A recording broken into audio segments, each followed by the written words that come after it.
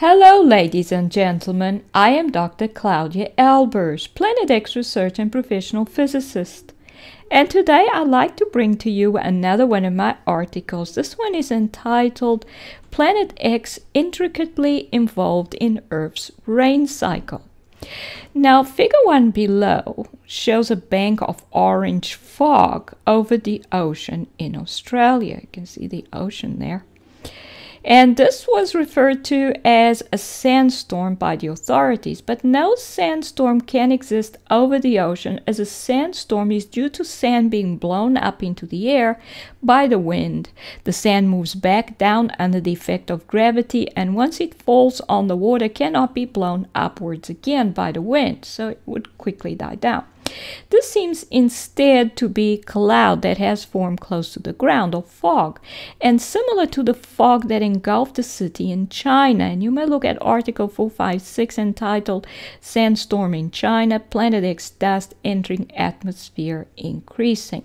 The fog in China was pink, indicating that it formed as a result of Planet X dust entering the atmosphere. The Planet X dust is part of the debris field of a stellar core and will remain suspended in the atmosphere until it has absorbed enough energy to reach the surface. If the Planet X dust is positively charged, i.e. it originated from a part of the original planet which was positively charged, it will attract water molecules in the Earth's atmosphere and cloud will form around it. And you may look at article 508 entitled Planet X Debris Suspended in the Earth's Atmosphere, and article 507 entitled Planet X Captured Atmospheres and Clouds on Earth. And here you can see this orange fog. It certainly doesn't look very natural. And as I said, although referred to as a sandstorm by the authorities, it's not possible that it's a sandstorm. Instead, it's basically orange Planet X fog or cloud which formed around Planet X dust, which at this time had enough gravitational energy to remain suspended in the atmosphere close to the surface of planet Earth. And it must have been positively charged, and thus cloud formed around it. Now, the higher the altitude at which cloud forms around the Planet X dust, the lower in gravitational energy the dust is. So in this figure we can see some high altitude clouds. There they are. And these are pink, which must have formed around Planet X dust suspended at that high altitude, and thus of much lower gravitational energy than the Planet X dust, which caused the fog. And this diagram explains it. So the higher gravitational potential energy, the highest, is at the center of the planet. As we move up from the center of the planet, the gravitational energy decreases.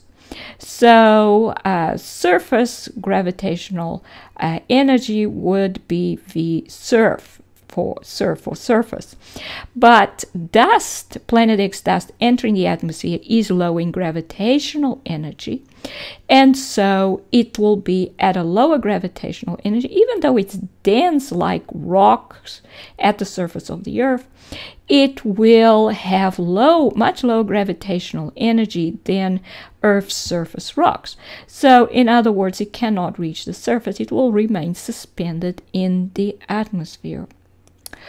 Now, what about the white cloud? You can see there's some white cloud. It does seem to have some pinkish tones in it here and there, but it's almost white. And this cloud is draped across the orange fog. Is that normal cloud which formed around Earth dust? Well, it is hard to tell. The cloud does seem to have a slight tinge of pink here and there, and does have formed around Planet X dust as well. A pure white cloud will simply be reflecting all frequencies of light equally and is thus likely to be a normal cloud. But gray clouds, which do not appear to be dense but rather diffuse, will be absorbing light and will thus most likely have formed around Planet X dust. Now, positively charged Planet X dust entering the atmosphere will attract water molecules since water is polarized. The dust will absorb gravitational energy from the water, which then becomes light absorbent and will thus absorb some frequencies of visible light more than others and thus become colored. If it absorbs green light, then red and blue will be reflected and the cloud will look pink. So only red and blue will be reflected. The green will not be reflected because it will be absorbed. And so the cloud will look pink because a mixture of red and blue gives pink, produces pink light or magenta light. Whereas if we mix all the different colors, all the different primary colors of light, red, blue, and green, then we get white light. But when green is removed because it's absorbed, then we left with only red and blue, so we get pink. For more details on that, you may look at article 300 entitled Additive and Subtractive Color Theories. So the dust will also absorb electrons from the water, which will in turn absorb free electrons from the atmosphere. However, this shows how the continual entrance of Planet X dust deplete the Earth's atmosphere of electrons. Now, once the Planet X dust absorbs enough energy through the cloud which forms around it, it will fall toward the ground, and so will the water which made up the cloud, which will now most likely fall as rain, hail, or snow, depending on the amount of energy it released to the Planet X dust. Water will have to release more energy in order to freeze than it will in order to condense into the liquid phase. So thus, as more Planet X dust enters the atmosphere, more clouds form and more rain falls, leading to floods. And you may look at article 436 entitled Planet X Causing Excessive Rain, Hail, and Flooding. So if we have solid water, ice, then you need a huge amount of energy to break the bonds. You need to add energy to break the bonds and get it to liquid, and then you need to break more bonds in order to get it to the gaseous phase. Water in the atmosphere is in the gaseous phase. So in order to get to the ice phase, it has to release a lot of energy so that it condenses and it forms bonds, and then it becomes solid again. So it has to release energy to become solid, and it has to absorb heat energy in order to become gaseous again. So that means that the Planet X dust absorbed a lot of energy from the water in the gaseous phase and caused it to condense into ice if we get hail like this falling on the ground. And as you can see, this is from a severe storm which brought copious amounts of rain and hail to Italy, Rome, Italy, in October of this year. Now, how would normal cloud and rain form in the Earth's atmosphere? Wind will toss dust particles in the air which have a surface gravitational energy and will be neutral. And that's because dust from the surface of the Earth will be neutral. But the high gravitational energy in the upper atmosphere will attract electrons, which also have high gravitational potential. This occurs in order to equalize the overall potential of the dust to that altitude's gravitational potential. The Earth will have a particular gravitational potential which decreases with altitude for atoms and positive ions, but electrons are different. The higher electrons' gravitational energy, the higher they are likely to be in the atmosphere. This is because the higher their gravitational energy, the more strongly they will be repelled by the Earth's core through the charge separation part of the gravitational interaction. And you may look at book 3 entitled Planet X Reveal Gravity and Light for more details on that. But here I just explained through two diagrams how the electrostatic and the gravitational interaction are in relation to each other according to the theory I developed based on the observation of the Planet X objects in the sun's corona. And so here's the electrostatic interaction. This is the normal electrostatic interaction. It causes protons and electrons to attract, protons to repel, and electrons to repel, two electrons to repel. The strength of the interaction is always the same in all cases, but the gravitational interaction opposes the electrostatic interaction, so that a proton and an electron repel each other. And the strength of the repelling force between them depends on the gravitational energy or the photon energy inside the particles. So if an electron has more energy than another, it will be more strongly repelled by a proton. And this is what causes electrons, because they are repelled, the more gravitational energy, photon energy they have, the higher they will reach in the Earth's atmosphere. This is why the Earth has a negative outer layer, because the electrons are repelled by the protons in the interior and end up moving to the outer layer of the Earth's atmosphere.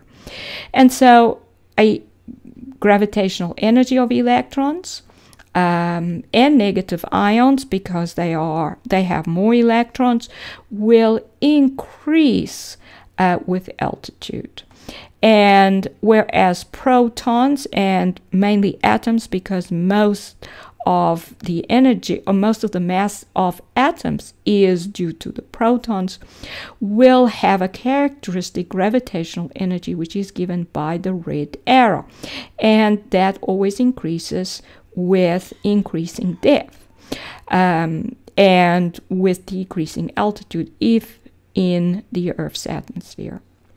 Because electrons are negatively charged, their gravitational potential is negative in relation to a proton's gravitational potential. Thus, when a dust particle with high gravitational energy absorbs electrons, its gravitational potential decreases. Its overall gravitational potential decreases. It will thus continue to absorb electrons until its gravitational potential equalizes to the characteristic potential for that altitude. Thus, if the initial dust potential is VO dust or V0 dust, the characteristic gravitational potential is V1 atmosphere for the atmosphere, for that particular altitude in the atmosphere, and the electrons absorbed have gravitational potential minus VE. Then we can say that the gravitational potential for some particular altitude, say here somewhere, which is given by V1 atom, is equal to the initial gravitational potential of the dust, which will be most likely V surface as it comes from the surface, plus the gravitational potential of the electrons that it has absorbed, and they have negative electric potential, and it will absorb a certain number, say n, a number n of electrons. So that means that we have the initial gravitational potential minus n times VE. So this will subtract from that, so it will decrease it to that particular potential characteristic of that altitude, which will be lower than the surface one. So this will make the dust negatively charged, which will cause it to attract water molecules, because initially it was neutral, it gained electrons, so now it's negatively charged. And once it's negatively charged, it will attract water molecules. But now the positive side of the water molecule will attach to this dust. And the water molecule is polarized. So it's got a positive side, the hydrogen side. It's made of one oxygen atom and two hydrogen atoms, H2O. And the oxygen side is the negative side. So it's polarized. It's got a positive and a negative. So for dust, which came from the surface, or it could even be nanoparticles, this part, the positive side, will attach to it because it will be negatively charged. Whilst if it's Planet X dust, which was positively charged to start off with, then it will be this side that will attach to it. Now, in order for water to condense, it will have to release energy. It is understandable in the case of Planet X dust, which is energy absorbent, that energy will flow from the water to the dust, and as the water loses energy, condenses into liquid water. But dust from the surface is already high in gravitational potential, so there is no need for the water to release energy and condense. Thus, it seems that normal dust from the ground will attract water, but there is no way for the water to condense into liquid unless there is an energy absorption process that takes place, and this energy absorption process seems to only be explainable in terms of low gravitational energy Planet X dust in the Earth's atmosphere. This suggests that Planet X dust in the Earth's atmosphere is intricately linked to cloud formation and rainfall, as well as to cyclonic low-pressure weather systems in the Earth's atmosphere, which I've written about before, and you may look at Article 484 entitled Planet X, the cause behind low-pressure weather systems. The fact that all clouds become gray before rainfall suggests that there is an energy transfer taking place. Light is being absorbed, and that therefore low gravitational energy Planet X dust is involved. And here's a diagram that explains that a low pressure region in the Earth's atmosphere will immediately disappear as air from the surrounding region will flow into it in order to equalize the density, the lower density, and therefore the lower pressure. So it will cease to exist almost immediately as it will equalize. So the only reason that we can have a low pressure region in the Earth's atmosphere and moving along the surface is because it is formed as a result of the presence of a Planet X system stellar core, which then creates a gravitational wave because it's a source of gravity, and it will have a tidal force effect on the Earth's atmosphere and the surface, and it creates this low pressure as a result of that gravitational wave. And you may look at Article 484 for details on that. Planet X dust started entering the Earth's atmosphere thousands of years ago. The objects approached the Sun as comets, and there is documented evidence of a comet being observed in 3000 BC. And you may look at Article 367 entitled Planet X coming in as comets and affecting the Earth, and Article 374 entitled The Connection Between Hurricanes, Waterspouts, and Comets. It is also likely that cloud formation and rain started at the time of the flood, as the biblical account seems to suggest that it had never rained on earth until the great flood. Thus, even if there is dust in the atmosphere which may have come from the surface of the planet, or even if there are nanoparticles from sprayed aerosols in the atmosphere, in other words, chemtrails, and of course, cloud can form, but the occurrence of rain seems to be associated to the presence of Planet X dust in the atmosphere. Planet X dust will cause clouds to form at different altitudes depending on its gravitational energy at the time that it enters the Earth's atmosphere. So this is illustrated here. And if we have Planet X dust with a gravitational potential energy or potential or energy. Potential is just energy per unit mass. Then the dust will lead to cloud forming close to the surface. It will have a potential which is lower than the typical surface potential for the Earth, but higher than dust, which leads to cloud formation a bit further up. And the lowest energy Planet X dust would lead to cloud formation at the highest altitudes. So in conclusion, clouds in the Earth's atmosphere can form as a result of dust from the Earth's surface or chemtrail particles, but rain clouds seem to be associated with the presence of Planet X dust in the atmosphere, which seems to have been coming into the Earth's atmosphere for thousands of years.